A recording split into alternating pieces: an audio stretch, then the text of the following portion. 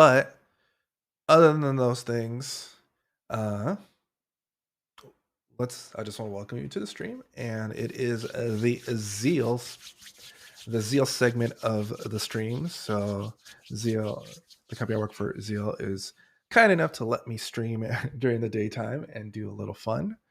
So we are going to be working on any other side projects that are Zeal related or other. And the project that we were working on for a little bit now is the Notion API Elixir package, aka Thin Notion API. We've been progressively making good dents in it, which has been absolutely wonderful. And let's just go ahead and take a look at what's going down. So here we are again in the code base, and everything is going well. We've knocked out all the way down to retrieve a user tokens bot user. There was an issue with this. It wasn't returning back what we expected, so I ended up not implementing this API endpoint because it just wasn't working, which is fine. I mean, this API is in beta, so there's still working out the kinks and improving, and bugs can happen. So that's unfortunate that we found one. But we've been going down the list, and the last thing we do need to tackle is I just noticed noticing that they actually organized this a little bit better, which is cool. And the last thing we need to do is search.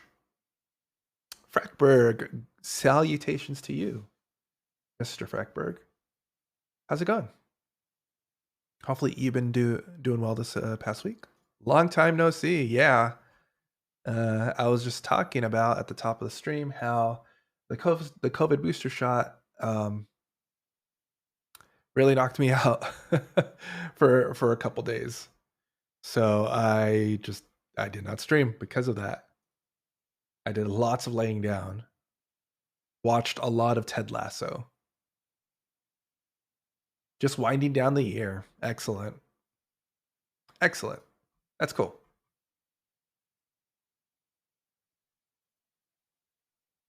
Such a good show. It is such a good and wholesome show. Good and wholesome show. All right, so we're just going to tackle the search endpoint. So we're just going to start doing stuff while we're chatting. Didn't really expect it to like as much as I did. Same here. There's sometimes, there's shows that people recommend that are just kind of like a little bit more hype than anything else. But Ted Lasso was a very pleasant surprise. Very pleasant surprise.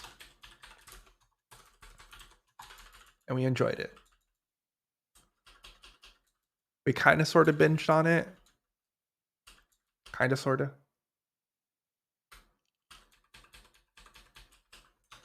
All right, so I just copied and pasted some stuff over so we can just not have to reinvent the wheel when it comes to defining all the module stuff. And let's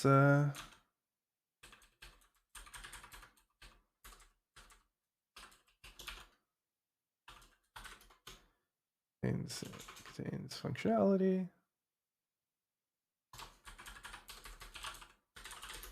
Notion API's functionality. Yeah, so I'm just letting what do you call it?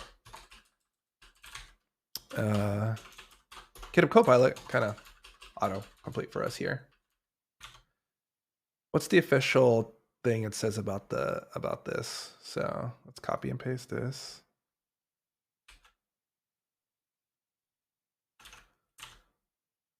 And we'll just read the description about this. So we paste it in.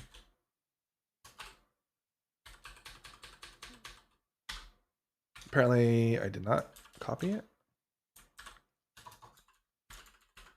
There we go. Okay, so search all pages and child pages that are shared with the integration. The results may include databases. The query parameter matches against the page titles. If the query parameter is not provided, the response will contain all pages and child pages in the results. The filter parameter can be used to query specifically for only pages or only databases. The response may contain fewer than page size, see paginations. Okay, yeah, that makes sense.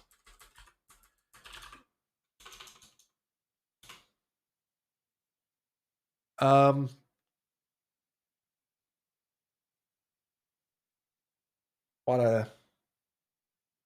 wanna sneeze.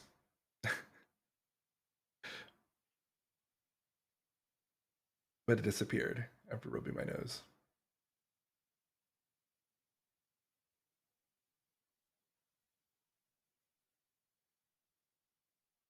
Okay. It's not like I'm waiting for it to come back with a vengeance, and it's not coming through. So we'll continue on. So I feel like it's a little weird to have an interface that says search like this. Search is definitely kind of like an all-encompassing thing across all these different stuff. So part of me feels like placing search at the top level of our module. So instead of having it in a submod in a specific search module, we just basically copy this and do that.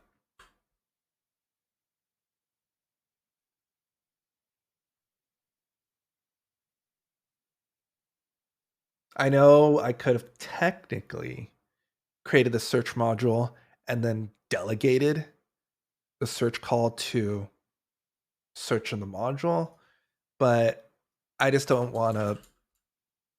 I feel like that's not needed right now, at least personally, and it just adds a degree of abstraction that's not really needed, even though we're just doing a delegate call, because I just want it to be like this. Search API search like that. Although this example is not accurate to how the search will work, because it needs several arguments.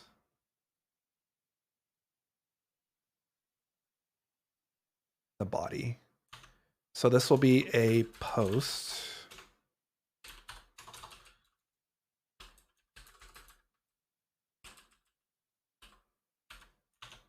And I think what we'll do here is we'll just say that this is a map with the different keys in there.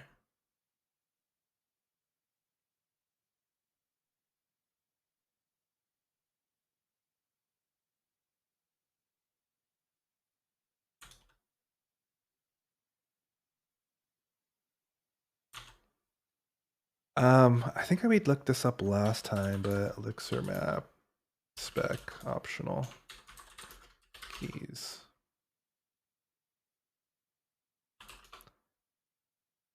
Pattern match with optional keys. Basically, I want to define the spec, but define the spec with optional keys in the map.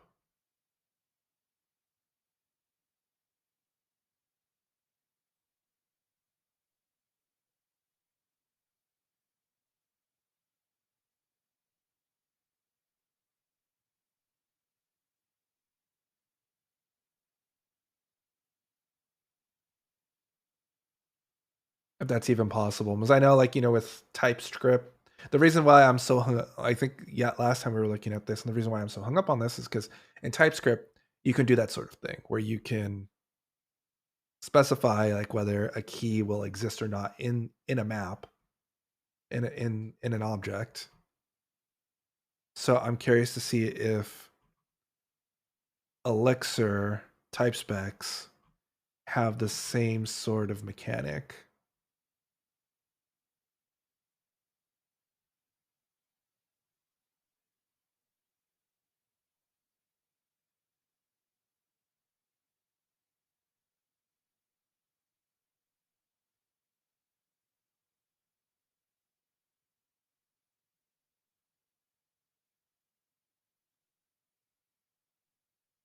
So here's maps and how you can define a map. And you see it right here. So we can find an empty map. We can define a map that, and you see how like these are required a pair value and a value type.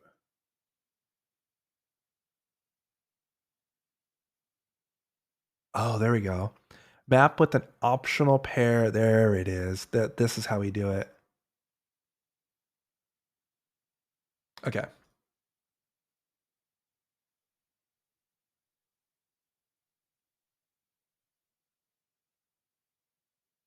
All right. So how exactly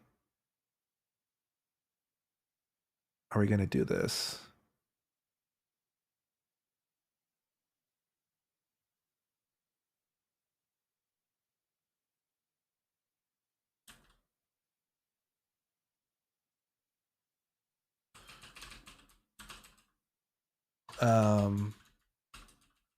So I guess what I'm going to do here to make this cleaner is we can try to find a custom type here.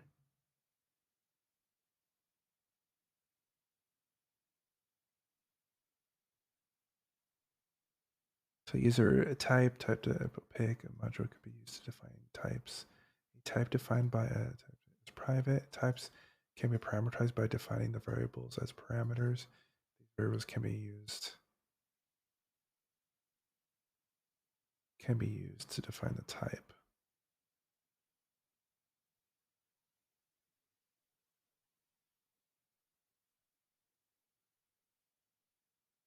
Then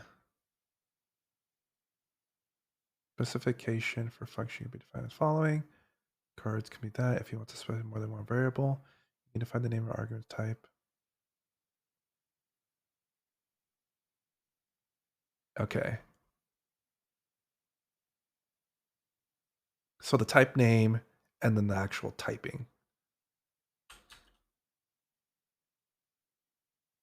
All right, so what I'm going to do here, and I'm probably going to go back and do this for the other stuff now. So we will call this search.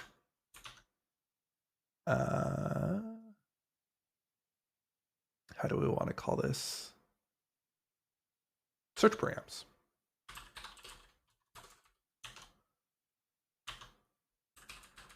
And then the typing. So it's going to be a map. And this is good. And and then we're going to use the optional. So fingers crossed that this all works just fine. So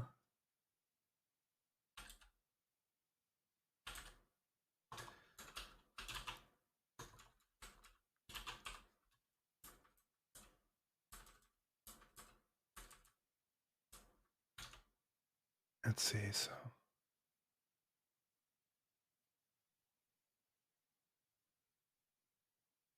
map with required key, a value map with optional pair of key type, value type.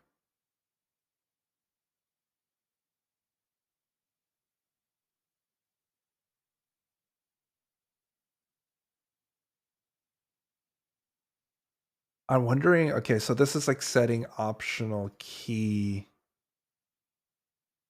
type, but I want to set like the optional, like say that the key itself, because that's like the key type.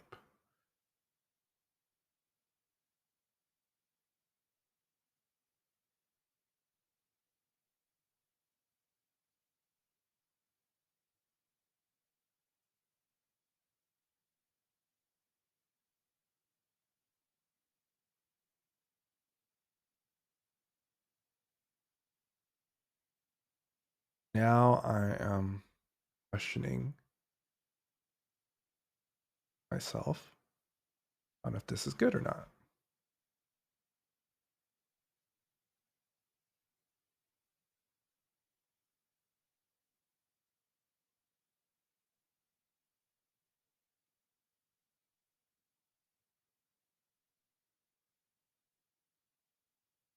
I'm wondering if we should try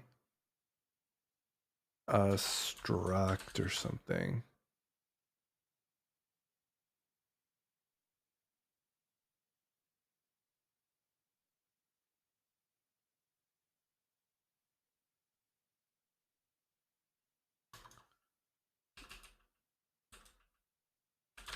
So if I make this an atom of a specific thing, so let's do this. So we're just looking for query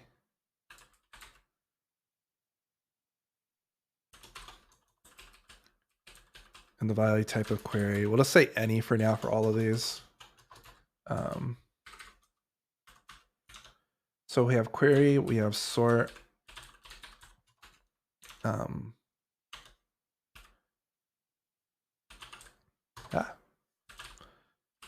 Filter. Start cursor page size. So oops, filter.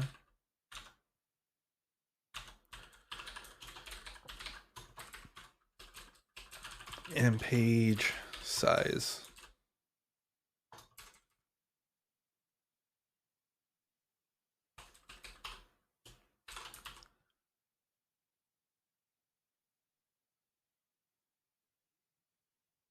Okay, and then search params. Does that actually make sense?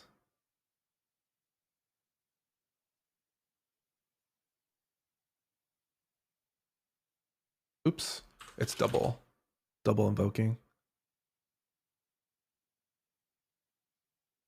So types of signature function, searcher is success typing is.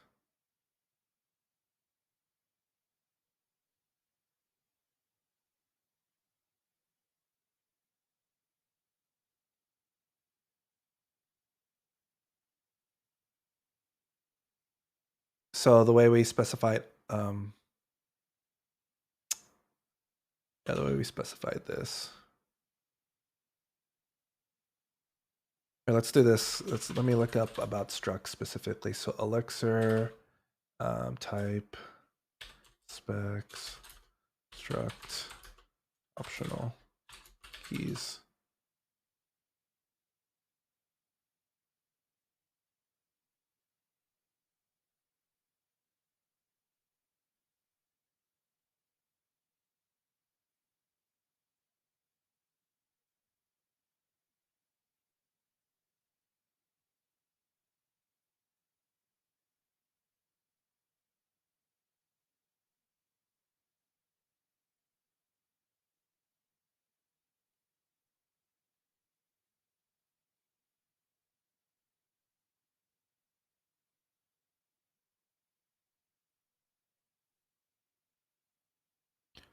Now let me look at the structs, because structs offer the same behavior like they were saying before.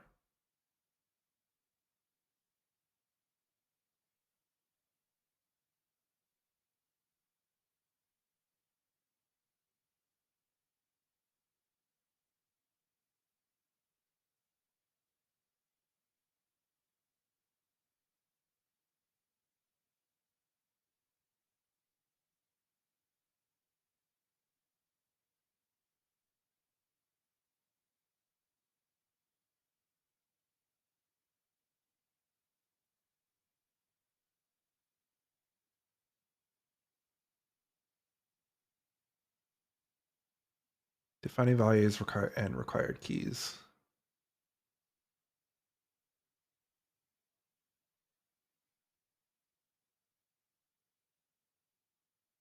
And then there's a way to define the typing for a struct after that.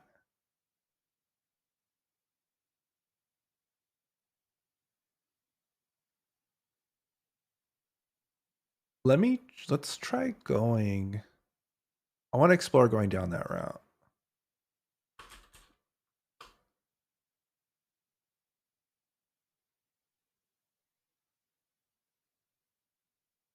So let's make a search params.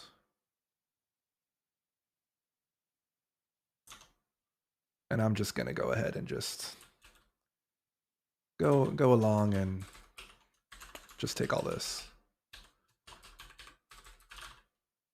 So then Notion API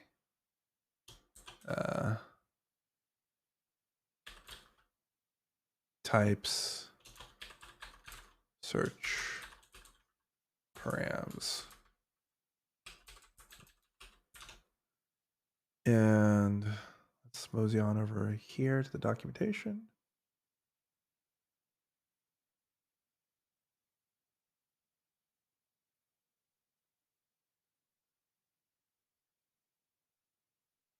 So let's see, search all pages and child pages. The results may include databases. If the query parameter is not provided, the response will contain all pages and child pages in the results. Okay.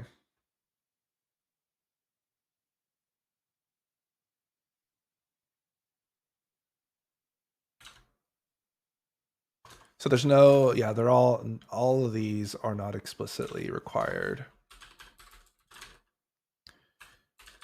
So query, sort. Actually, I have it on the, I have it over here. No, I don't. It's over here, so I can just look at it over here. Filter, comma. Start cursor, and none of these are valid.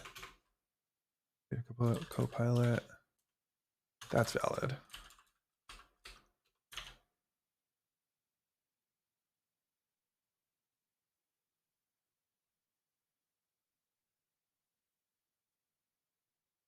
And then there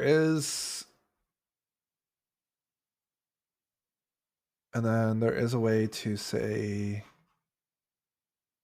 specify typings.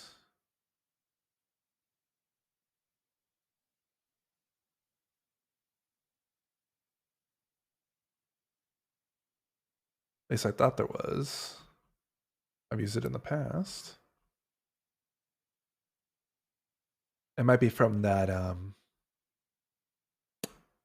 what do you call it? From a library I'm using, actually.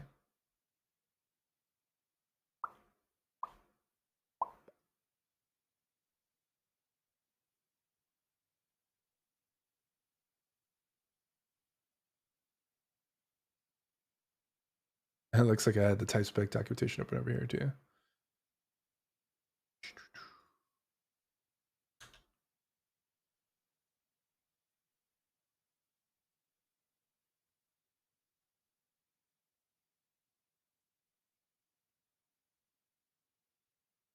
So get this, defining Elixir chapter in a single line. This is what this is it right here.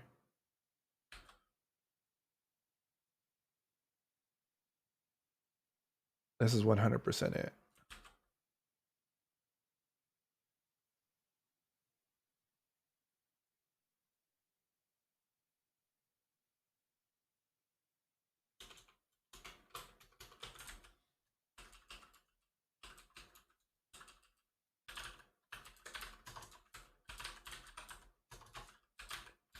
So that's filter, this is start cursor, and then this is page size. So for now, just to make progress, all of these are just going to be any.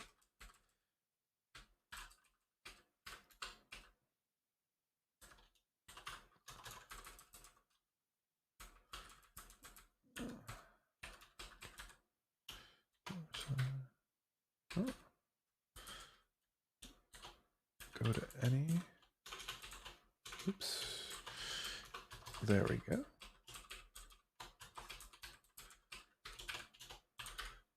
Any again. Any again.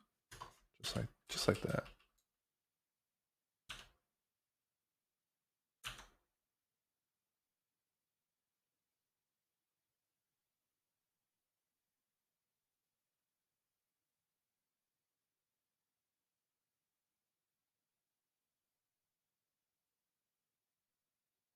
Just look at the official documentation right here. Yeah, there it is in the documentation. Oopsie, it's at the bottom.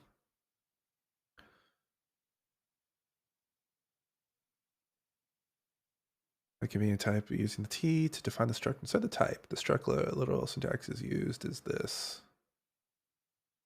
Instructions said to only use struct syntax when defining a struct's type.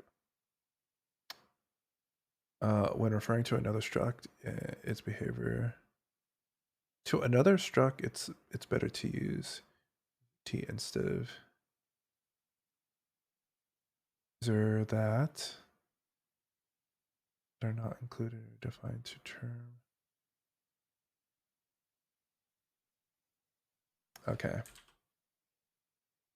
Cool. So then let's get rid of this. And then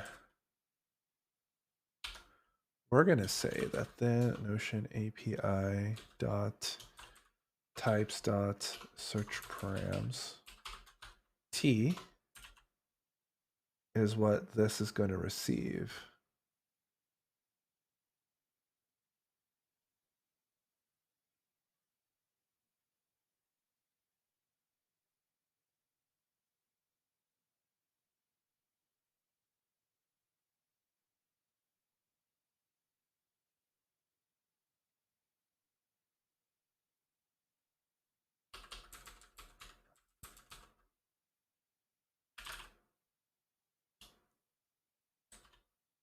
So then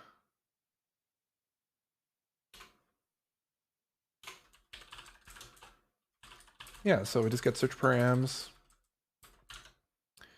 And then the URL is just search plus the search params. Like so.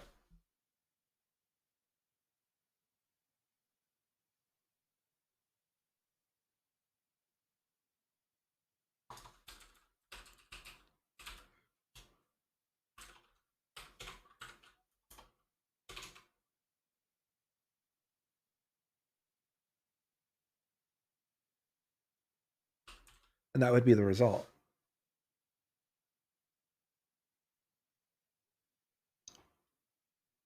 Let's see what it says. The number of items from the list to desired response, maximum up to 100.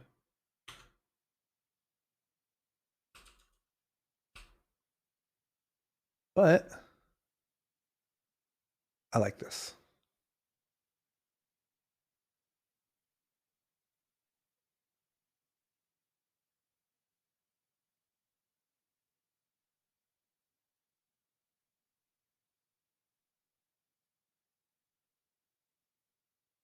Let's go ahead and add a little doc header to this.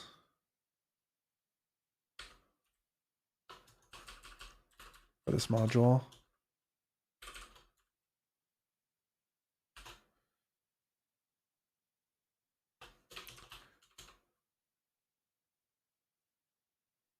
Keys and search parameters. Key optional.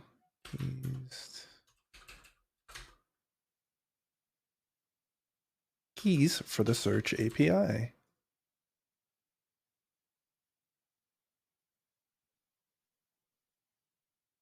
And then we can go even further now where we can create types for sort. So query, I guess. So query, any is not accurate anymore.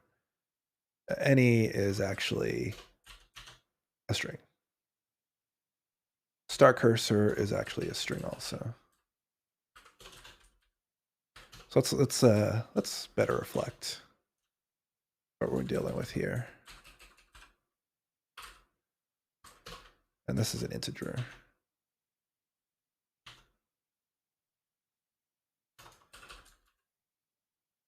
So let's keep on going further with this because I'm liking where we're going.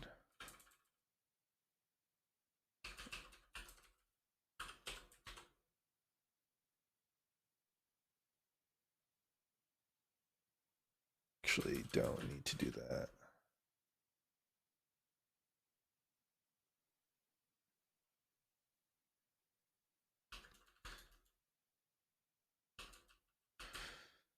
Yeah, by extension, we could also create a type for sort to better document this.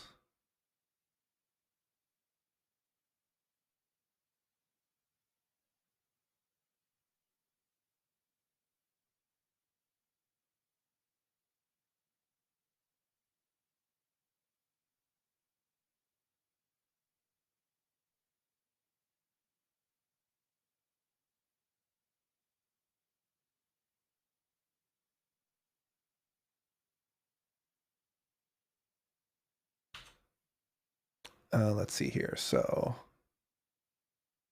we can go ahead and create a sort EX.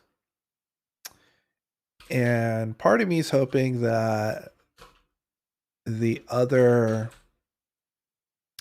endpoints that do a little bit of like sorting, filtering, anything like that are going to have the same structure. So potentially we can use these same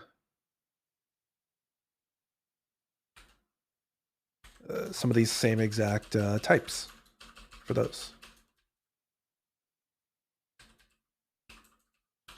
For sorting.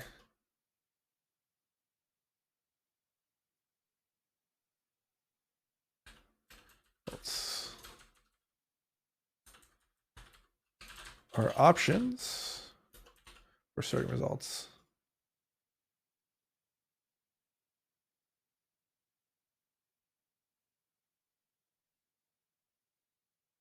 And these two things are, so we're going to get rid of these. There's only two keys that are available to us. Oh, go like that. And it is going to be direction and timestamp. So direction, time, stamper. And direction to sort possible values, ascending and descending.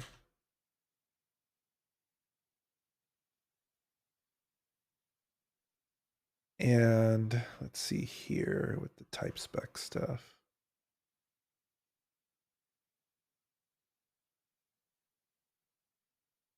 I'm just wondering if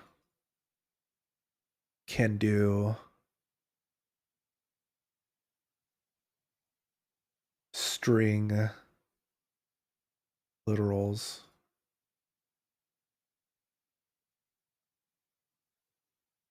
for our options. So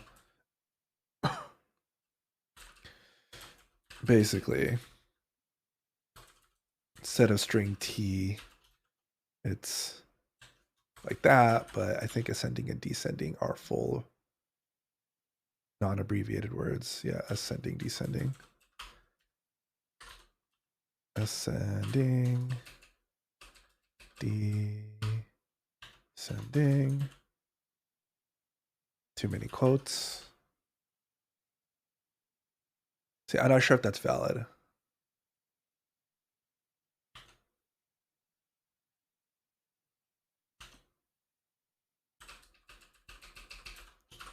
What we can do, not sure if this is going to be good or not, is ascending.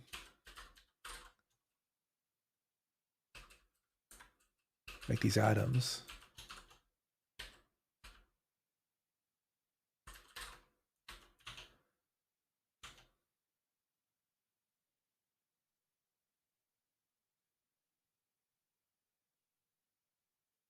And timestamp is just straight up a string.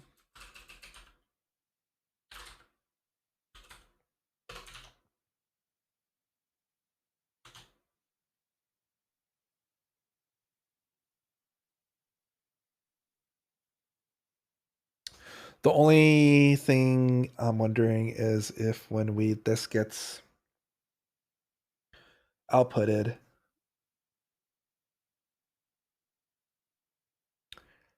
when we convert this to JSON, if this will be converted to a string. That's the one thing we need to watch out for. if we're enforcing this is the type for our search params.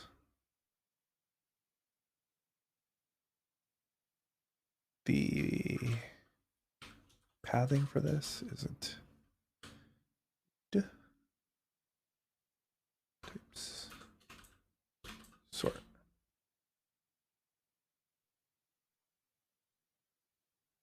All right, let's just call sort params.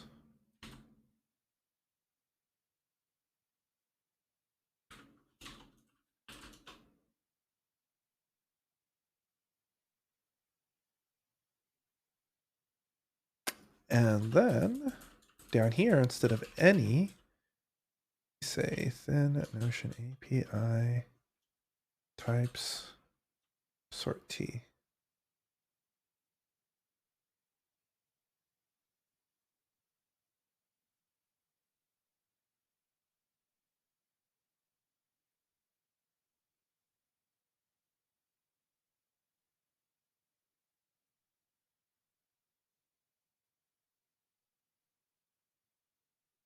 Does that work out well?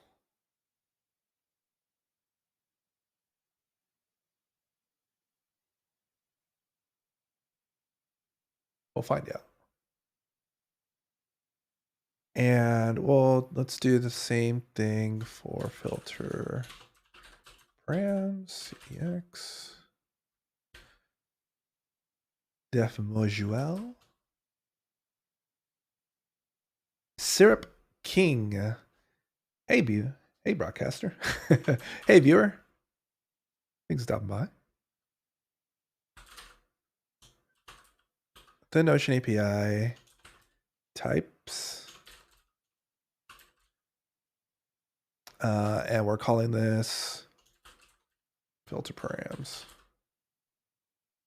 Toe Frog, how's it going? I am doing pretty good. Finally getting over being sick from getting a booster shot, surprisingly.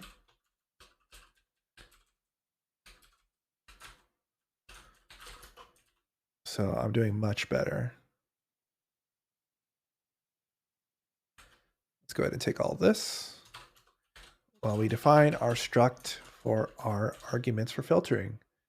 So it is value and property.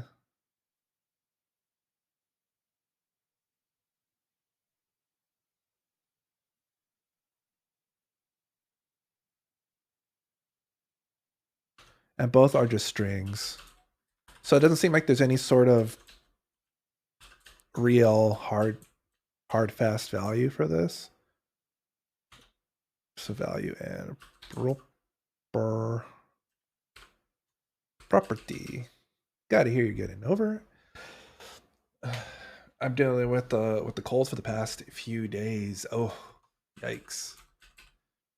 Did you get it from the I'm not sure if you had any massive weather shifts for you also. And that's the reason you got it. Because I know sometimes I'll get like migraines or get a cold from massive weather shifts also.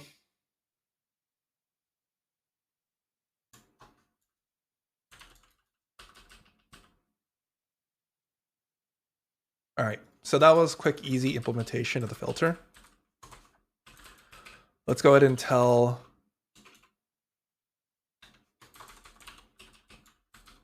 it that we want to use that. Then it got hot again. Oh, dang. Yeah, the two cold fronts that went through here in San Diego it didn't heat up all that much, so it just stayed pretty on the cooler side of things. So I didn't get the yeah, luckily that didn't really affect me too much because it wasn't that much of a swing.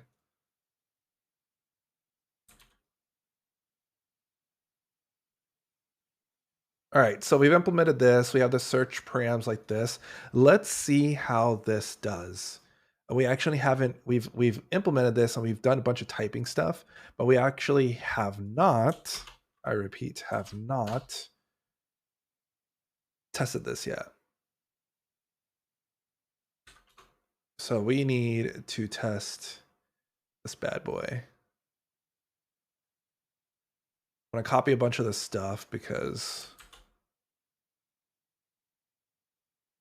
I need to make sure that we have all this stuff in order. So HTTP start, we have that, we have that. Okay, good. Let's copy this.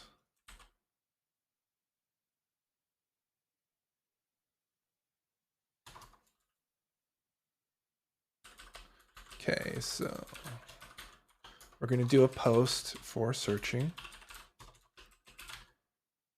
And then we're going to tell it to use the post search cassette that is not going to exist yet. And then thin Notion API search.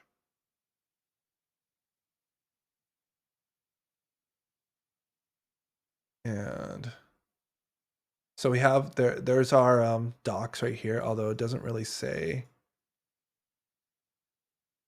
Unfortunately, it doesn't actually say what our typing is here. We'll see what happens. The Notion API search. So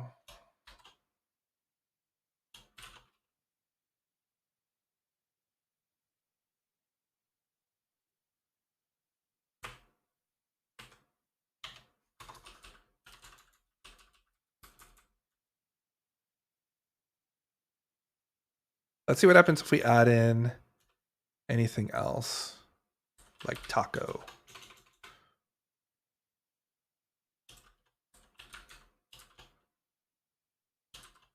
Taco burrito.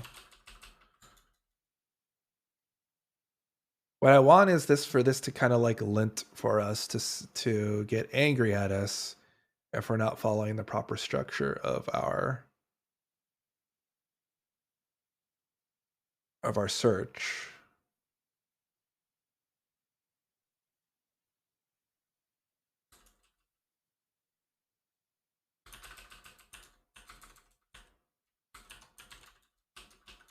But it isn't really.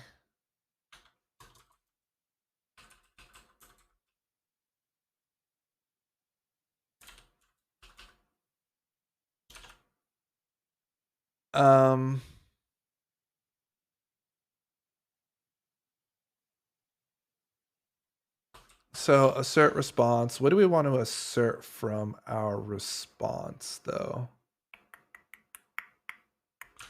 I guess what does our response look like?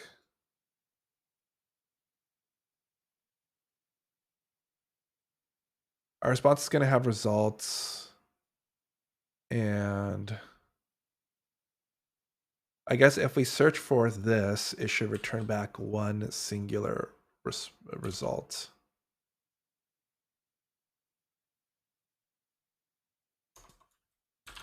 Then Notion test workspace.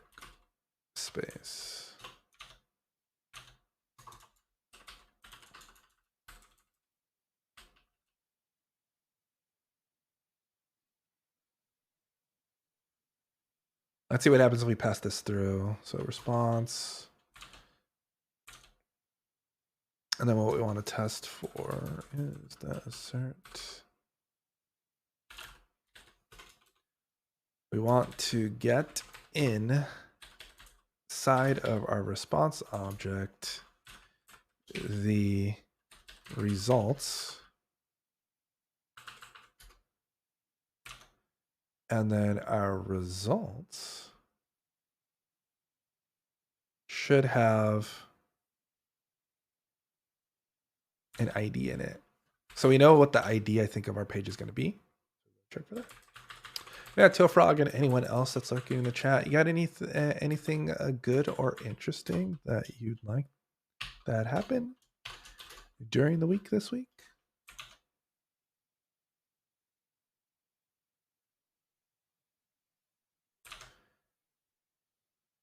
I had mentioned the booster shot for myself already, so that is the good thing, is that I got the booster shot, especially with, you know, things on the rise with COVID. So even though it hit me hard and made me sick, it does feel good to to get re-upped on vaccination.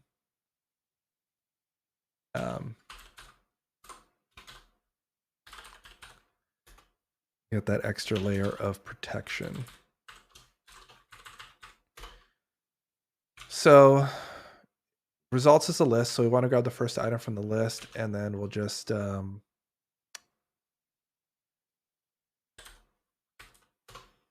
there, we'll just get the ID. I guess, let's see. Can we get the title? Title's kind of nested in there, so I don't want to just go digging for the title. Kind of lazy about that since we're getting close to the end of the stream. It's going to be a short stream today.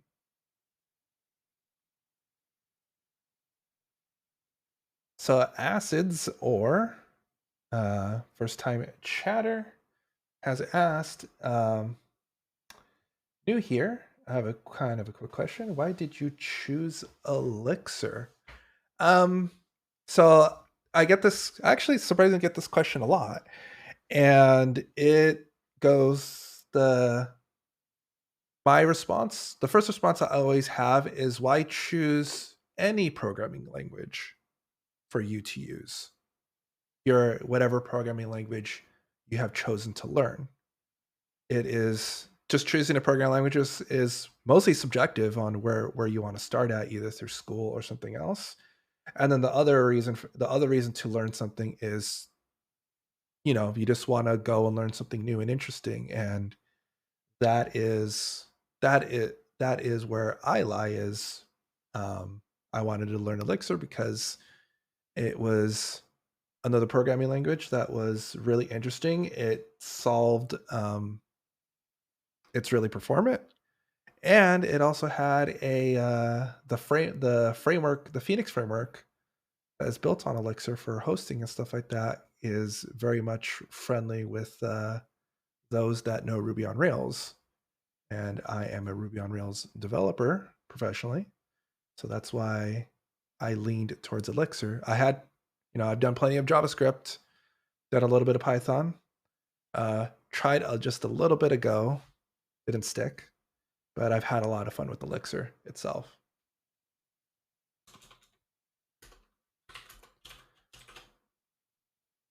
So people choosing a specific language just has to do with their own personal preference. There is no right or wrong answer for a person's choice on their language, regardless of what the internet talking heads might say. All right, let's go ahead and run this test and see what happens.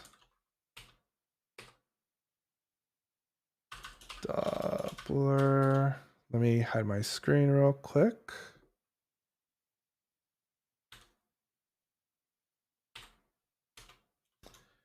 Doppler. And I have my screen just in case the tests fail.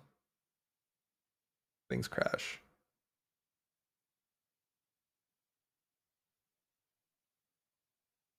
And leak keys.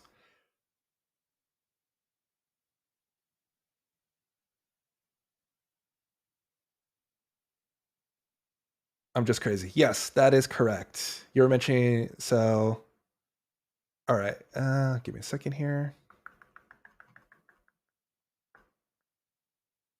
So our test did technically pass. Let me share my screen.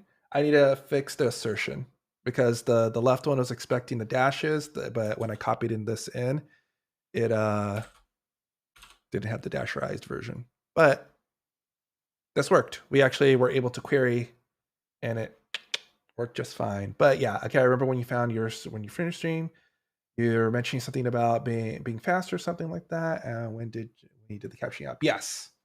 It was significantly more performant than with the original implementation, which was on Ruby on Rails. My situation was a perfect example of why you don't you just use the tools that allow you to work best with. There's no wrong answers. There's almost never a wrong answer to initially building something. And for me, Ruby on Rails, I've been doing Ruby on Rails forever, and building the original iteration of the closed caching application allowed me to build it fast. I did it in a couple months. I think like two, a month or two. I was able to build out the whole thing and get things working, and it worked. It worked fine. Everything worked. People were logged in. It had all the features that I wanted to do. Um, it just after a while, it was just it wa- the it was able to scale, but the cost that I had to incur to scale the application was a lot. Like I had to really like up the amount of server instances and stuff like that, and really kind of baby it because of how memory and resource, not exactly resource intensive. It wasn't resource intensive on the CPU, but it was very memory intensive. There was there the using the client using the WebSockets on Rails was leaking a lot of memory, so the application actually had to be restarted every couple days, and if it didn't, it would slow down or start crashing and force me to restart it anyway. Um, so just for the amount of viewers, for the slow uptick and the amount of you know adding more and more servers and maintenance, it was not reasonable. So I was looking for a solution that was specifically for sending messages. It's not exactly it's the bread and butter isn't about just loading a page and displaying data. It was about slinging messages back and forth. And Elixir and Phoenix, I mean, Elixir was built for that, and then Phoenix, again, I mentioned how it was a natural transition to go from Phoenix. It's a little bit more natural transition to go from Phoenix to Rails, from Rails to Phoenix. So I did that, and it went smoothly. Again, I was able to rewrite the whole thing in like 2 to 3 months, going from knowing very like almost nothing of Elixir, just self-study stuff, rebuilding the whole thing, getting things working, and seeing just absolute dramatic performance improvements. Dramatic, like night and day difference. So much so that I was actually able to eliminate using Twitch's PubSub API to send messages for captions. Like it was the performance improvement was so dramatic that I was able to allow the clients, people that are on Twitch itself, just to connect directly to my server instead of relying on Twitch's PubSub as a middleman to kind of avoid me having to scale too much. So I actually ended up putting more load on my Elixir application uh, than the Rails could ever dream of because of the upgrade. Like if I try to do the exact same thing that I'm doing now with with the Rails application, it would just burn down, or I would be spending I don't even know like thousands of dollars, $1,000 on hosting costs just to scale the servers to allow for that many concurrent WebSocket connections directly to the web server. It's been great. So I basically shifted my costs to offering more reliable, faster uh, delivery of messages than ever before. So it's great. It's cool. It's been awesome.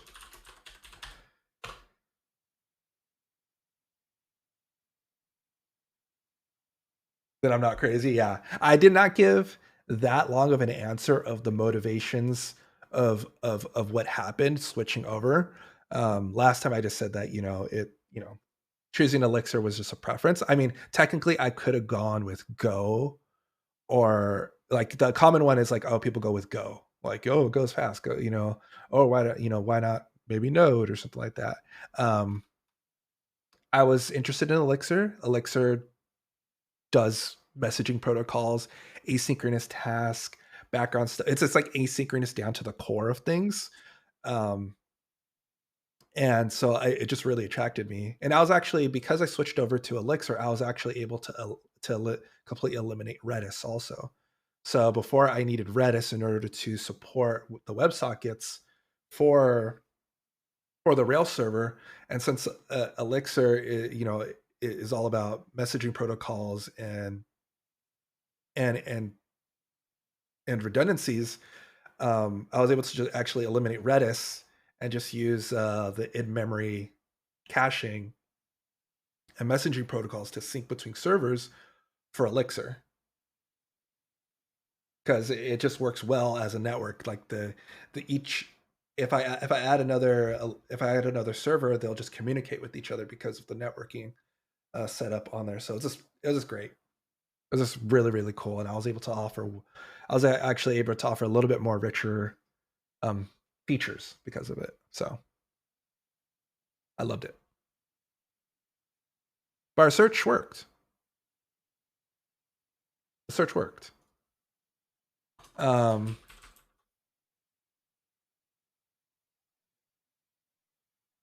I was hoping to get like a little bit of like type checking here.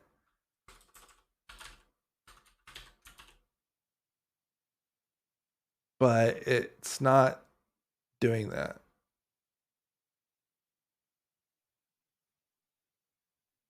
We'll have to play with this more to see what we can do. Um,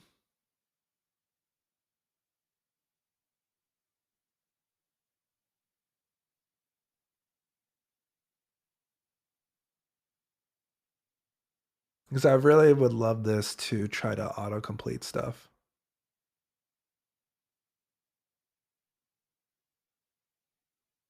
I don't know if this dialyzer is just not cutting it or what. Or if it's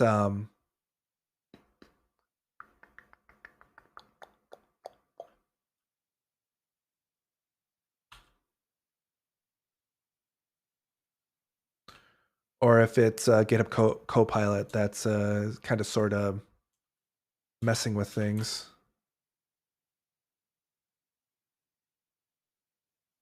I misspelled burrito. Yeah, because I'm hoping that if I type this in, it just kind of knows what's up. So I do page. Yeah, so it's like,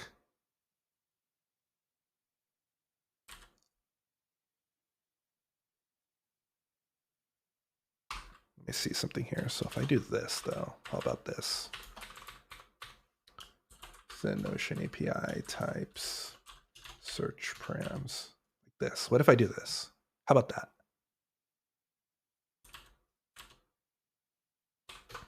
That can work.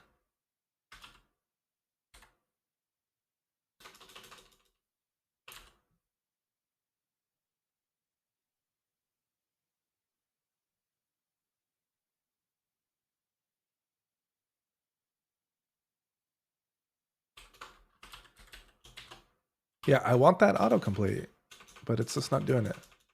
I have to look into this. I want to try to make this library as intuitive as possible. So that's why I'm just so hung up on like trying to get the typing stuff right. So if people are trying to use it, I'm not sure if I'm just hoping, like trying to force my expectations of like what TypeScript does or JS doc headers does for JavaScript, trying to force my ideals from that onto this.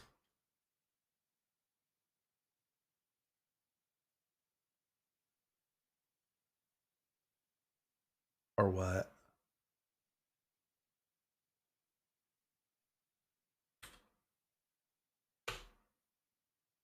But this doc test header thing, I'm gonna get rid of that.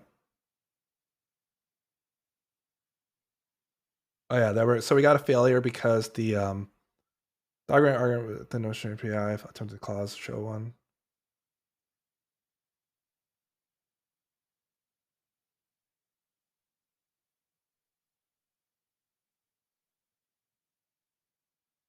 So now this is failing because the typings are different, or the it's expecting to receive the following arguments were given. Got a map, but it was expecting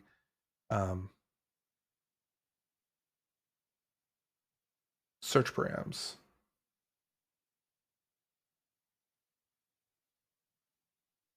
So if I were to, out of curiosity,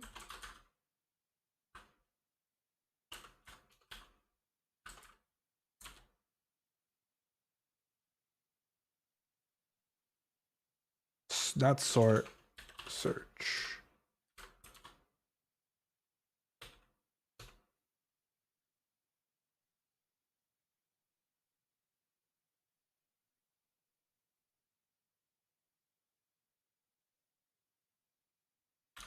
I'm just not doing this right.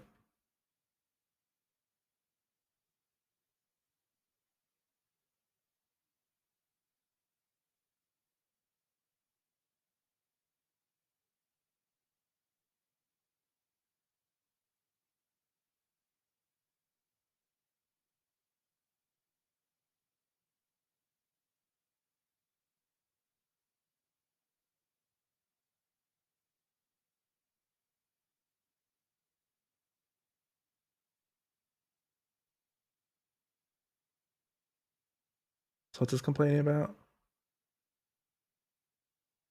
Key, nope, not found. Did I really write down?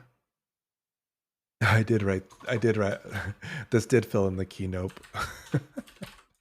Okay, let's try this again.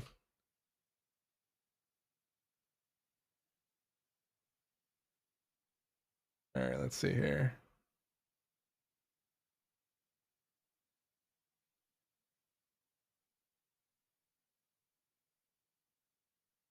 Protocol JSON encoder attempted to do this.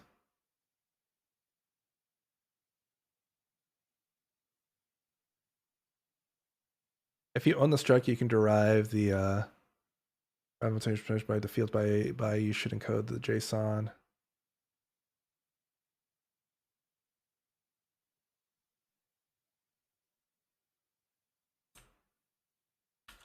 All right, so it's just telling us we should derive the struct, or we should encode it.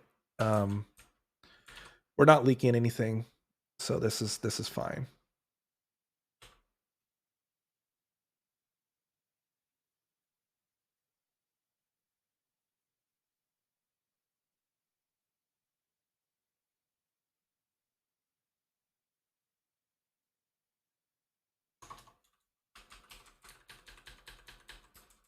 So this might be the way we do things instead.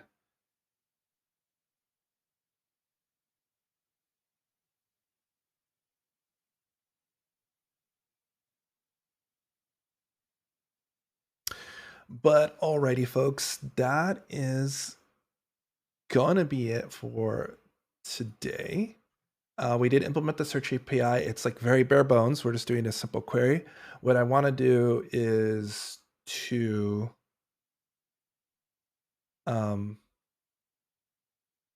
do a couple more tests on this for the other parameters, like doing the filtering and stuff like that. It'll be a little bit more robust.